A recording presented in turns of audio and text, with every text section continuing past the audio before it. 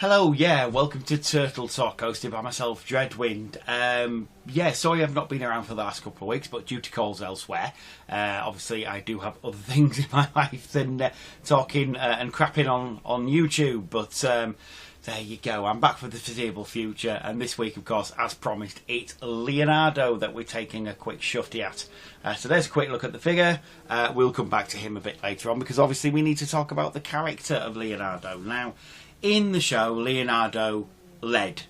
It says so in the theme tune. It just says Leonardo leads. And really, that's the extent of Leonardo's character. Which is a shame, because Cam Kennedy is quite a good voice actor. He's quite good at comedy roles. And also the voice of D'Artagnan, I am led to believe as well. In D'Artagnan and the Three Musketeers Hounds, for those Brits out there watching. Cam Kennedy did do a lot of good voice roles, but Leonardo, he didn't really get much to play with. He's not had much scope to play with at all. Obviously, Raphael was cool but crude. Michelangelo was the party dude, and Donatello did machines, apparently. But Leonardo, he just leads, I'm afraid. And that was it for 10 seasons. He is this serious, earnest, studious one. He doesn't have much scope for character development. However, he did get an episode where you did see what he would be like if he wasn't so studious and earnest, etc. Now this is the season 4 episode, Leonardo Lightens Up, where Splinter is on retreat and the other turtles are getting a bit sick of Leonardo bossing them around effectively. Even though he only has their best interests at heart, they're still a bit sick of him. So Raphael and Mikey get Donatello to hit him with a personality reversal ray that Donatello's been working on, and Leonardo changes completely. Now, he doesn't become bad, which surprises me. I would have thought that would be the way they would go with this thing. Rather, he just becomes selfish and a bit of a slacker, and only interested in skateboarding and surfing and having fun, and not the Leonardo that we all know and love. However, this works against them because there is a new villain on the scene who uses sound as a weapon, and is robbing banks and generally trying to make New York see that he is a talented man who should not have been scorned for his lack of talent or thereof. And because of this, the Turtles have to fight him and are unable to effectively because they don't have their coordinator, they don't have their leader. Leonardo is therefore, probably the most important character that they have, because without them, they're just 3 disparate personalities who don't have glue to bind them together. So they have to get Leonardo to try and come back to the group and try and lead again. However, because he's been personality reversed, he's not really interested in this. So Splinter has to come back and force Leonardo to come back and shoot him with the ray once again, thereby restoring Leonardo to his former glory and leading the Turtles to victory against the new villain on the scene. It's a good episode. It's a very good episode. Season 4 is full of them because I think they'd finally they'd understood what Turtles is about. Everybody was clear on what they wanted and needed, and therefore were able to go ahead quite effectively and produce a great season. But this is a real corker. It's one of the best ones of the season, I think, personally, because it just gives you that little bit of insight into why Leonardo is the way he is and what would happen if he wasn't. Like I said, he is literally the glue that binds them together. He's the leader who makes sure that all these weird and wonderful personalities can coexist and get on and be an effective unit. So Leonardo, maybe not the least, maybe the least interesting of the characters, but he's the most important. And there's a lesson in there somewhere, I am sure, but I'm not quite sure what that is. Anyway, Leonardo then. Exactly the same as all the other figures, the base figure. Obviously, he is blue, where the others are red, purple and orange, and he is a different shade of green to the rest. Like they all are different shades, and he does have the L on his belt there. He's got a strap to hold his belt to his katanas there. Just a quick look at the katana. Very nicely detailed. There's some real nice detailing on the hilt there, which is also blue because all the weapons are colour-coded on these figures. But the katana look very nice. I'm sure they're not called katana. I'm sure there is another name for them, but they've always called them katana on Turtles. So I will continue to use that phraseology.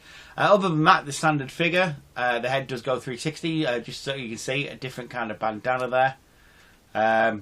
It's got the arm swivel and the bicep swivel.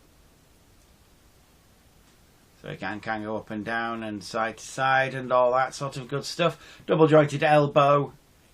He's got the wrist swivel, and of course the fingers and thumbs.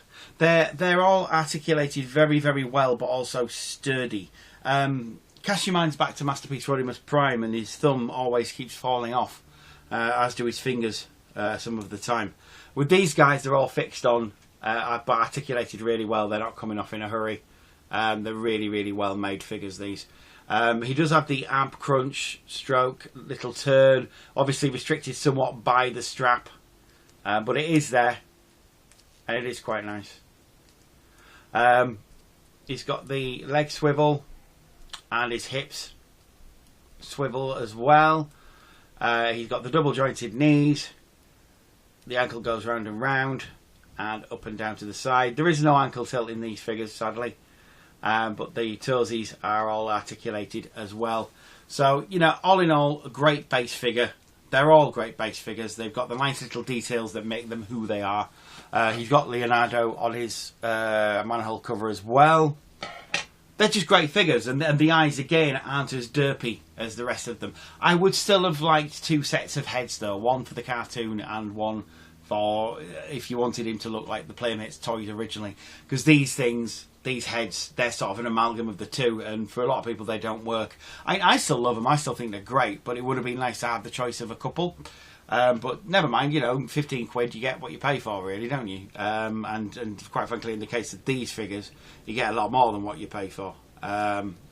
These are really, really well crafted, well done figures, and I love them to bits. I think they're great. I think everybody should have at least one in their collection. But seriously, you get one, you want to get all 4.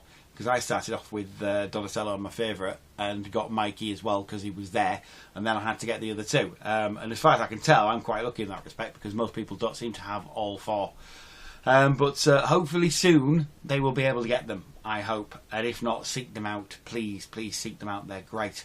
And when Bebop and Rocksteady come, you're going to hear the universe squee down because I'm going to be doing the squeeing. Well, that's it from me for Turtle Talk, but a couple of AOB there.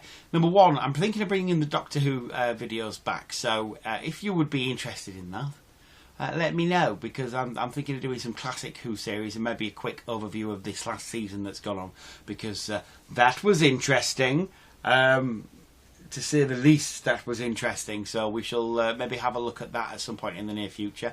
Yeah, and there's a couple of other things I'm sort of thinking of having a look at as well. But we shall see. We shall see. I do have big plans for the channel. I'm thinking of doing YouTube videos, you know, a lot again, and really going for it this time, I think. But we shall see, because, you know, YouTube, I don't know, it's up and down. It's up and down. A lot of people are deciding not to do videos anymore.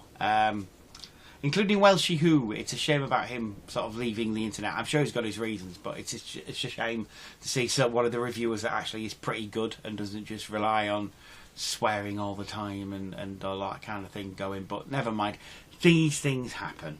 That's it, like I say, from Turtle Talk for another week. But I shall be back next week with the last turtle of the lineup, Raphael, the one who's cool but crude.